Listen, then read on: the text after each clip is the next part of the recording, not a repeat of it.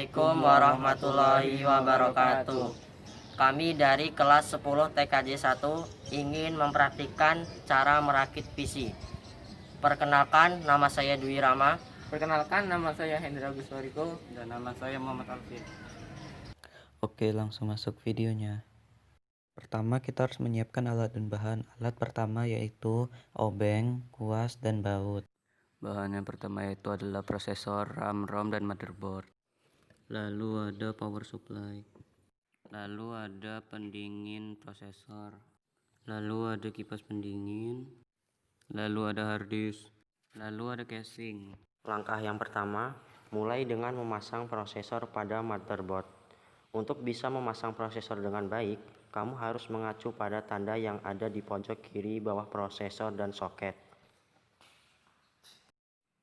Langkah yang kedua, lanjutkan dengan memasang cooler CPU. Cara umumnya yaitu dengan mencocokkan lubang di motherboard dengan pengait cooler CPU-nya. Oh ya, apabila kamu memakai cooler CPU bawaan, biasanya sudah ada thermal paste-nya.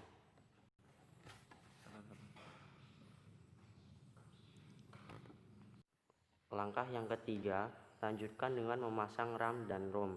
Jika rasa pastinya nggak akan sulit, kamu hanya harus mencocokkan saja.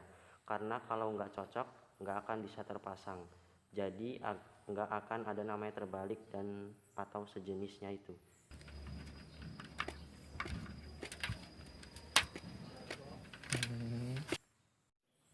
Langkah yang keempat, pasang motherboard ke case PC.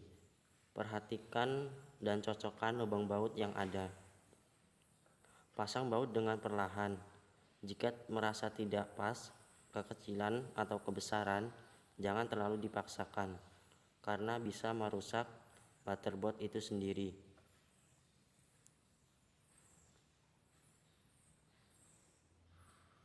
Pasang satu persatu baut dengan benar.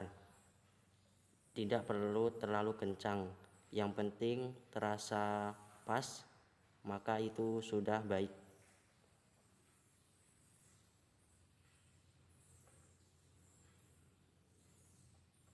Jika memasang baut yang berada di pinggir motherboard, perhatikan dengan seksama. Itu area rawan kerusakan pada motherboard. Motherboard bisa saja patah atau terjadi kerusakan lainnya. Jika terasa sudah pas memasang motherboardnya, periksa kembali apakah sudah terpasang dengan benar. Kemudian, langkah yang kelima, pasang hard disk pada case PC. Tiap case PC agak sedikit berbeda-beda. Ada yang dibaut, tapi ada yang juga yang sudah ada dudukannya dan memakai rel tersendiri. Langkah yang keenam, pasang power supply unit atau yang disebut dengan PSU pada case PC. Sama seperti cara biasanya, yaitu dengan cara mencocok-cocokkan saja dengan lubang baut yang tersedia pada case PC. Kemudian pasang kabel power 24 pin ATX. Selanjutnya pasang kabel power 4 pin CPU. Warnanya sudah pasti kuning dan hitam. Kemudian langkah yang ketujuh, pasang kabel SATA ke motherboard. Kemudian pasangkan pula ke hard disk. Karena hard disk juga butuh power, ambil salah satu kabel power SATA yang berasal dari PSU, lalu sambungkan ke hard disk.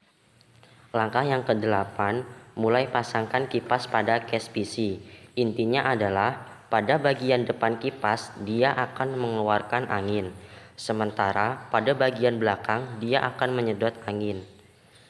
Kamu harus mengaturnya sedemikian rupa agar bisa mendapatkan air flow yang baik.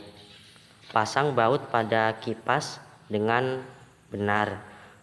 Cocokkan dengan lubang yang ada. Kemudian langkah yang ke-9, mulai sambungkan kabel dari case PC ke motherboard. Seperti biasa, cocok-cocokkan saja. Mulai sambungkan kabel front panel dari case PC ke motherboard. Jika kamu yakin akan mudah mengenali kabelnya, karena kabel tersebut sangatlah kecil-kecil. Jangan takut salah, karena kalau salah tidak akan terjadi kerusakan fatal. Pasang satu persatu kabel yang terdapat di case PC ke motherboard. Lalu rapikan kabel dengan baik. Kemudian langkah yang ke-10, pasangkan kabel IDE. IDE umumnya dapat ditemukan di motherboard lama, bukan berarti tidak ditemukan pada motherboard zaman sekarang.